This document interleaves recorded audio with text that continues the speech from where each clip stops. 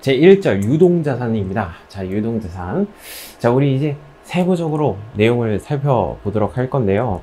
재무상태표는 일정 시점에 대한 성적표죠. 일정 시점에 재산 상태를 나타내주는 보고서였어요. 우리 재산 부분 이제 들어갈 거거든요. 재산 부분 들어갈 건데 1년을 기준으로 나눴었죠. 그쵸? 1년 이내에 현금화가 되면 유동자산, 1년 이후에 현금화가 되면 비유동자산 이렇게 나누기로 했었어요. 1년을 기준으로요. 됐어요?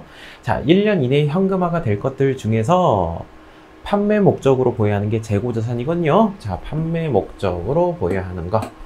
판매 목적으로 보유하는 게 재고자산인데 1년 이내에 현금화가 되는 것들 중에서 판매 목적으로 보유하는 게 재고자산이고요. 그게 아닌 것들, 나머지 것들이 당자자산에 해당이 됩니다. 우리는 당자자산 카테고리 안에 있는 내용들을 보게 될 것입니다. 자, 그래서 당자자산 나와 있죠? 네, 당자자산 한번 보도록 할게요. 당자자산은요, 유동자산들 중에서 1년 이내 현금화가 되는 것들 중에서 판매 목적으로 보유하는 게 아니라고 했잖아요. 판매 과정을 거치지 않고 1년 이내에 현금화가 가능한 자산을 말한다. 그게 당자자산의 정의예요. 1년 이내에 현금화가 되는 것들 중에서 판매 목적으로 보유하지 않는 나머지 것들 얘기하는 겁니다. 그래서 첫 번째 보시면 현금 및 현금성 자산이 나와 있습니다. 현금 및 현금성 자산. 자, 현금하고 현금성 자산하고 합쳐진 말이겠죠. 그래서 1번에 보시면 현금이 나와 있고요. 그리고 오른쪽 페이지 보시면 현금성 자산에 대해서 나와 있어요. 자세하게 보도록 하겠습니다. 자, 일단은 여러분들이 생각하는 현금은요, 어떤 건가요? 여러분들이 생각하는 현금은 지폐, 동전 이런 것들이 현금에 속하겠죠. 딱 이 정도만 딱 나와줬으면 참 좋겠는데 그러지 않죠. 세부적으로 들어갑니다. 현금은 재화나 용역을 구입하는데 사용되는 가장 대표적인 수단이다. 어떤 물건을 살 때 여러분들 현금 주잖아요. 그쵸? 교환의 대표적인 자산이죠. 그쵸? 유동성이 가장 높은 자산이다. 현금화 성질이 가장 높다. 네, 현금 자체가 현금화가 된 것이죠. 일상생활에서는 지폐나 동전, 여러분들이 생각하시는 지폐나 동전이 현금에 해당이 된다. 그리고 화폐성 통화만을, 화폐성 통화 이따가 보도록 할게요. 현금으로 생각하지만 회계에서는 통화는 아니지만 통화와 같은 효력으로 사용되는 것으로서 통화와 언제든지 교환될 수 있는 통화 대용 증권을 포함한다 라고 되어 있는데요. 일단은 요 내용입니다. 지폐하고 동전 있죠? 네, 지폐하고 동전을 경제학적 용어로 통화라고 합니다. 통화. 기억해 주시죠? 지폐하고 동전을 경제학적 용어로 통화라고 불려요. 이건 당연히 현금이고 알고 있겠고, 통화대용 증권이라는 게 있어요. 이 부분을 조금 외워주셔야 되거든요.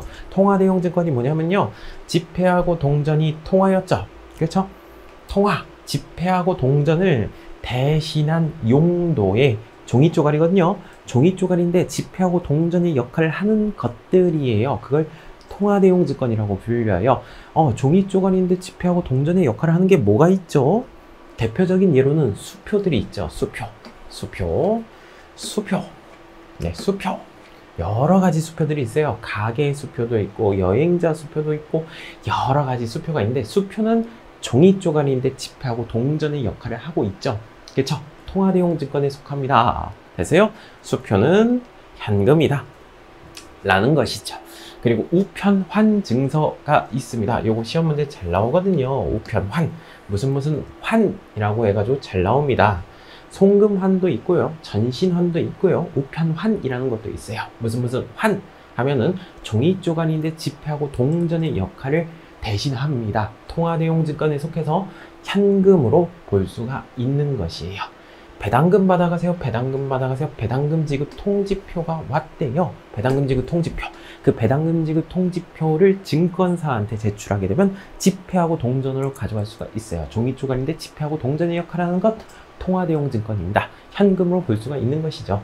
만기가 도래를 했대요. 만기가 도래해가지고 이자 받아가래요. 국공채, 회사채, 이자 받아가세요. 이자표가 왔대요. 종이 쪼가리인데 은행에다가 제출하게 되면 지폐하고 동전으로 가져갈 수가 있어요. 됐어요? 통화대용증권이 뭐예요? 종이 쪼가리인데 지폐하고 동전의 역할을 대신하는 것들이에요. 이런 것들 현금이라고 볼 수가 있는 것이죠. 조금 암기할 사항들이 있죠. 그쵸? 지폐하고 동전 뭐라고 했어요? 경제학적 용어로 통화라고 했습니다.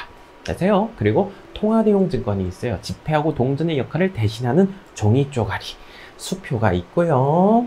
무슨 환, 우편, 환, 뭐 이런 것들이 있고요. 그리고 배당금지급 통지표, 그리고 이자 받아가서 이자표라는 게 있습니다. 이런 것들 현금으로 볼 수가 있는 거예요. 지폐나 동전뿐만 아니라 화폐성 통화 이런 것들 다 현금의 범주 안에 속한다라는 것입니다. 그리고 2번 보시면 당좌 예금과 당좌 차월이 나와 있는데요. 일단 예금하면 뭐라고 생각하라고 했죠? 예금 통장이라고 생각하라고 했어요. 통장, 그쵸? 통장이라고 생각하라고 했어요. 자, 기업에서 사용하는 통장, 당좌 예금 통장이 있고요. 그리고 오른쪽 페이지 가시면 보통 예금이라는 통장이 있어요.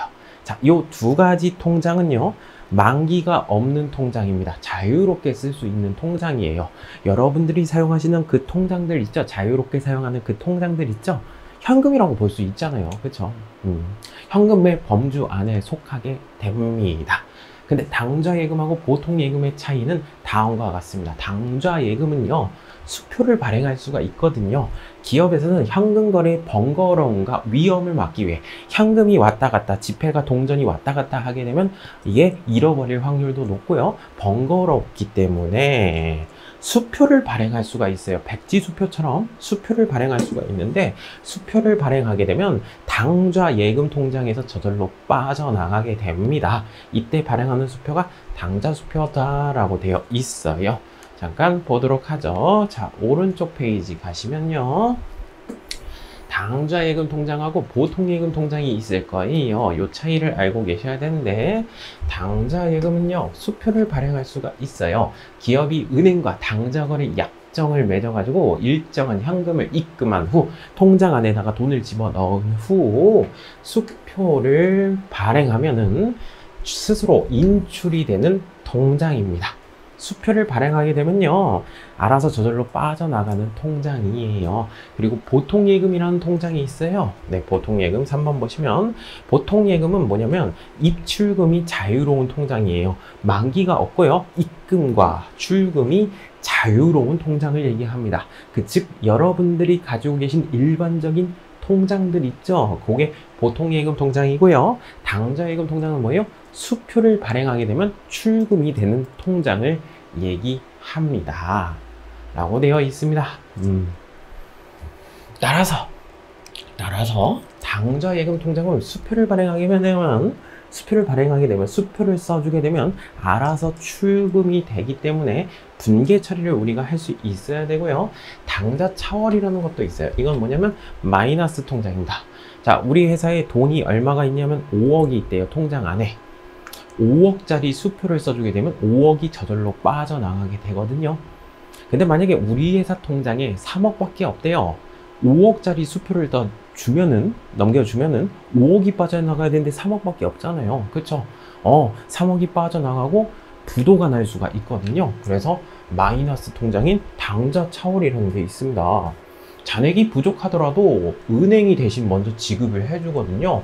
그렇기 때문에 은행한테 갚아야 될 돈입니다. 네, 단기 차입금이라는 단어를 쓰게 됩니다. 차입금 뭐죠? 돈을 빌린 거죠. 은행한테 돈을 빌렸고 갚아야 될 돈이죠. 그렇죠? 단기 차입금이라는 단어를 쓰게 된다. 자, 결론은 뭐냐면, 자, 네모박스 보시면 우리 회사가 수표를 발행을 하면 당좌 예금 통장에서 빠져나간다는 거 꼭 기억해 주세요. 분계 처리할 때. 됐어요? 우리 회사가 수표를 발행하였다. 당좌 예금 통장에서 저절로 빠져나갑니다. 됐습니까?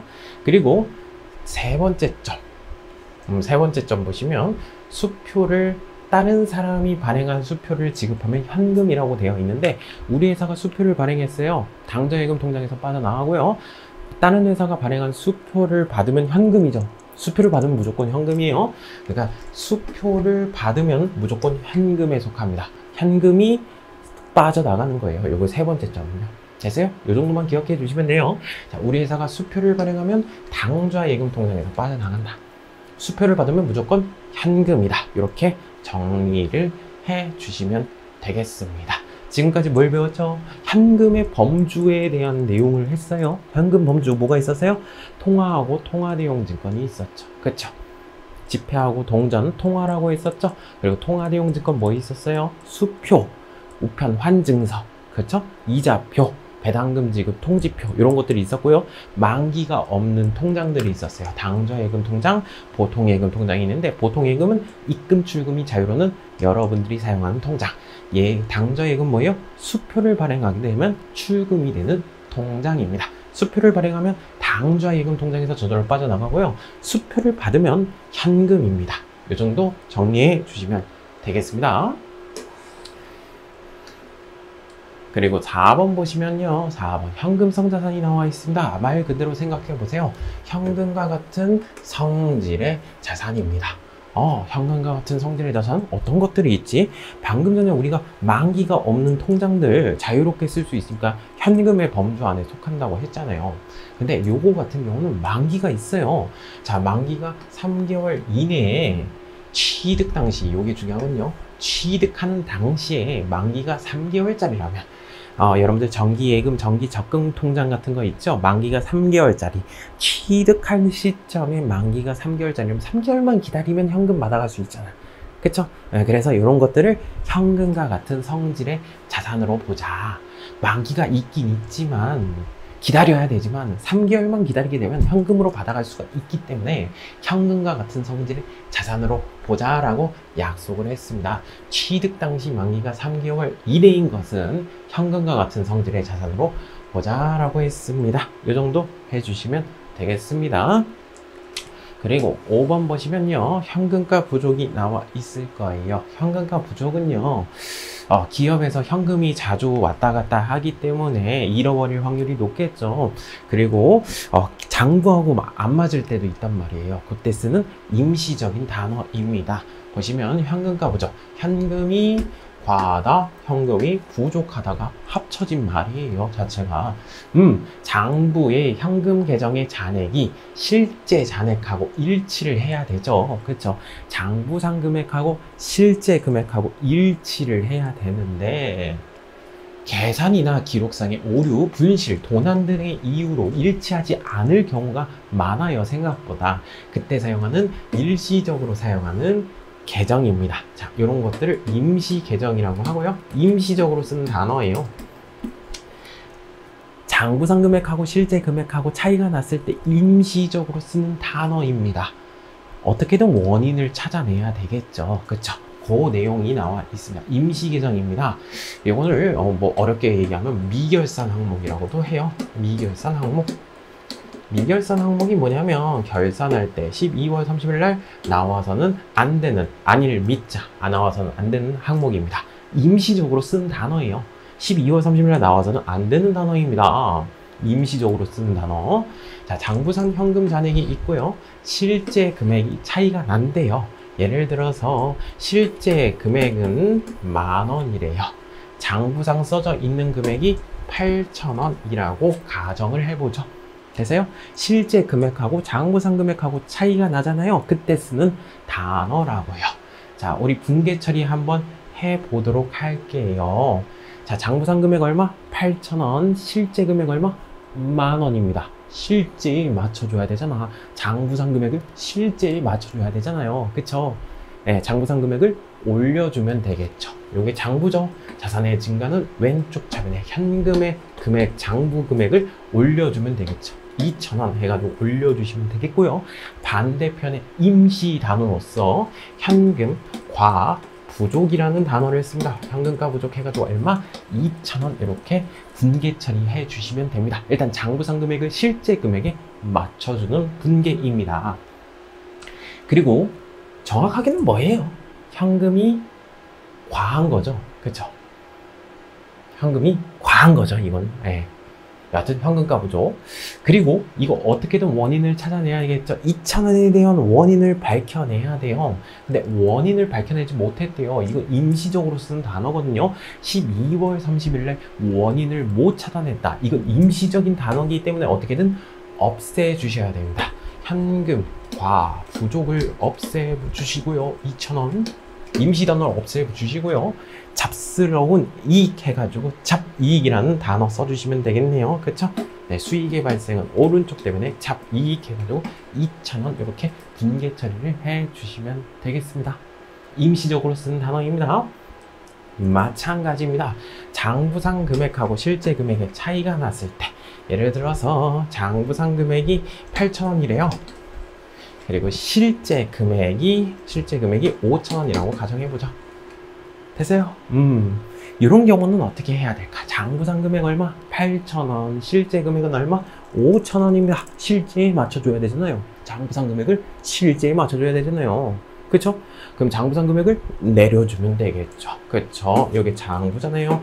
현금을 줄여줍니다. 얼마만큼? 3,000원만큼 줄여주면 되겠네요. 그쵸? 반대편에다가 임시 단어로서 현금과 부족이라는 단어 쓰시면 되겠네. 현금과 부족 얼마? 3,000원입니다.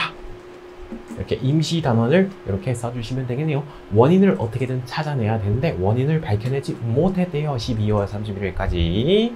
임시 단어니까 어떻게든 없애주셔야 되고요. 현금과 부족을 없애주셔야 되겠고 3,000원. 손해가 발생을 했죠. 손해. 비용의 발생은 왼쪽 차변에 잡스러운 손실, 잡손실이라는 단어를 써주시면 되겠네요. 됐습니까? 우리 결산할 때 우리 다시 한번 보도록 하겠고요. 이거는 임시적으로 쓰는 단어에 해당이 되겠습니다. 자, 두 번째 파트입니다. 단기 금융상품이라고 해서 나왔는데요. 자, 금융상품이 뭘까요? 금융기관에서 판매하는 물건들 얘기하는 거예요. 금융기관 어디죠? 은행, 증권사 같은 데들이요. 은행, 증권사 가시면 여러 가지 상품들 팔죠. 그렇죠? 이름 모를 상품들 팝니다. 그런 것들을 금융상품이라고 합니다. 자, 만기가 1년 이내 도래하게 되면 단기 금융상품이라고 해요. 만기가 1년 이내라면 단기 금융상품이라고 하고요. 만기가 1년 이후라면 장기 금융상품이라고 해요. 단기 금융상품이 나와 있네요. 자, 1번 보시면 정기예금과 정기적금이 있어요.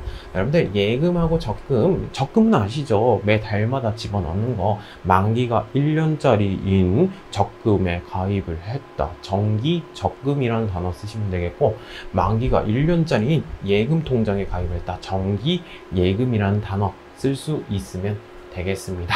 그리고 2번 보시면 기타 여러 가지 것들이 있는데, 만기가 1년 이내에 도래하는 금융기관에서, 은행에서 판매하는 이름 모를 상품들 얘기하는 거예요. 양도성 예금증서 CD가 있고요, CMA 있고요, MMF 있고요, RP 있고요, CP 있는데 이런 것들 외울 필요 없죠. 은행에서 판매하는, 증권사에서 판매하는 만기가 1년짜리 이내인 상품들, 금융상품이라고 합니다. 이 정도 정리해 주시면 되겠어요. 정기예금하고 정기적금이라는 단어가 있다는 사실 알고 계시면 되겠습니다. 그리고 3번 보시면 단기 매매 증권이 있죠. 생각보다 은근히 잘 나오거든요. 단기 매매 증권. 자, 요거 같은 경우는 주식 같은 거 얘기를 하는 건데 살펴보도록 하죠. 자, 단기 매매 증권입니다. 단기간 내에 매매 차익을 얻기 위한 목적으로 시장성이 있는 유가증권을 구입하는 경우 단기 매매 증권으로 분류한다 라고 되어 있어요. 자, 유가증권이 뭐냐면요, 가치가 있는 종이 쪼가리예요. 대표적인 예로는 주식이 있겠고요, 뭐 사채, 공채, 국채 여러 가지 것들이 있는데 여러분들 시험은 주식 위주로 아무래도 나오게 되겠고요. 네, 가치가 있는 종이 쪼가리 주식이라고 생각하시면 조금 편해요. 단기간 내에 매매 차익을 얻기 위해서, 중요하죠, 이 표현이. 단타 목적으로 주식을 구입하는 경우에 단기 매매 증권이라는 단어를 쓰게 됩니다. 단기 매매 증권. 단타 목적이에요. 샀다 팔았다 샀다 팔았다. 주식 한번 사봤어요? 미치겠죠? 그쵸? 매수, 매도, 매수 매도가 뭐예요? 구입하고 판매하고, 그렇죠?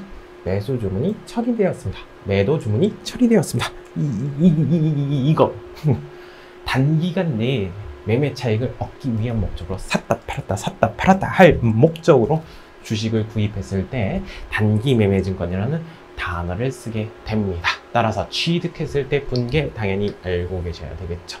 구입했을 때 금액. 자, 우리 회사가 남의 회사 주식을 단타 목적으로 취득하였습니다. 단어 이름 뭐예요? 자산의 증가는 왼쪽 차변에 단기 매매 증권이라는 단어를 쓰죠. 단기 매매 증권. 되세요? 단기 매매 증권. 그에 대한 대가를 줘야 되겠죠. 현금이 빠져나가겠죠. 수수료가 발생했으면 수수료 비용이라는 단어를 쓰시면 되겠네요. 근데 이게 굉장히 특이하죠. 그렇죠? 수수료 비용. 이것만 예외 사항이거든요. 회계를 우리가 배우셨던 분들은 아실 거예요. 이게 굉장히 좀 특이하다는 거. 수수료. 취득할 때 수수료는 원래 취득하는 과정에서 어쩔 수 없이 들어가는 부대 비용으로 보아가지고 원래는 가산시키거든요. 이것만 예외라고 생각하시면 됩니다. 여기 굉장히 중요한 내용이죠. 그리고 수수료 비용은 영업과 관련 없는 비용이기 때문에 프로그램 입력하실 때 900번대로 선택해 주셔야 되겠습니다. 그럼 프로그램 하면서 진행하도록 하죠. 자, 취득을 했고요. 자, 이제 평가를 해보도록 하겠습니다. 자, 평가를 하게 되는데 평가 12월 30일 날 평가를 하는 거예요. 만약에 주식값이 올라갔다면 재산가액을 더 늘려줘야 되겠죠. 단기 매매증권, 그리고 단기 매매증권 평가 이익해가지고 수익을 잡아주시면 되겠고요. 주식값이 떨어졌다면 재산가액이 줄어들었죠. 단기 매매증권을 줄여버리고요. 비용의 발생은 왼쪽 차변에 단기 매매증권 평가 손실이라는 비용 처리를 하게 됩니다. 그리고 처분할 수도 있겠죠. 판매를 할 수도 있겠어요. 그렇게 되면 단기 매매 증권이 이제 사라지겠죠. 그리고 그때의 가치만큼 받겠죠. 현금. 만약에 번 게 있으면 단기 매매 증권 처분 이익이라는 단어를 씁니다. 이건 평가, 이건 처분. 되세요? 그리고 만약에 떨어졌다면 단기 매매 증권 팔았고요. 현금 그 금액 받았겠죠. 떨어진 금액만큼. 그리고 손해가 발생했죠. 단기 매매증권 처분 손실이라는 단어로 비용 처리를 하시면 되겠네요. 이 정도 해주시면 되겠습니다. 단기 매매증권이 생각보다 잘 나와요. 생각보다 잘 나오거든요. 요거 꼭 정리해 주시면 되겠습니다. 자, 우리가 지금까지 뭘 배웠죠? 현금 및 현금성 자산, 그리고 단기 금융상품에 대해서 봤습니다. 문제를 풀어보면 되겠죠.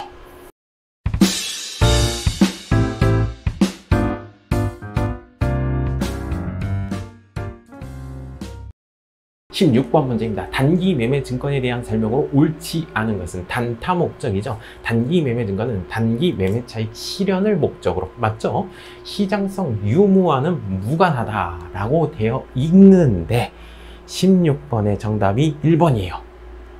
시장성이 있어야 되겠죠. 그렇죠? 시장성이 있다는 말은 사고 팔 수가 있다는 거잖아요. 시장성이 없다는 말은 사기도 그렇고 팔기도 애매하단 말이에요. 그렇죠? 단타 목적이 될 수가 없어요. 그래서 1번이 틀린 내용입니다. 2번, 단기 매매증권 취득과 관련된 부대 비용은 어쩔 수 없이 들어가는 지출들 있죠. 원래 취득 원가에 가산시켜야 되는데 이거는 비용 처리한다고 했죠. 바로 그냥 예외적으로. 그렇죠? 그리고 수수료 관련돼서 단타 목적으로 주식을 구입하는데 수수료가 들어갔다. 바로 비용 처리했죠. 왜? 평가 이익, 평가 손실에서 바로 수익 비용 그거 반영해서 잡아주기 때문에 상관이 없다고요. 이것만 예외라고 생각하시면 되겠죠. 그렇죠?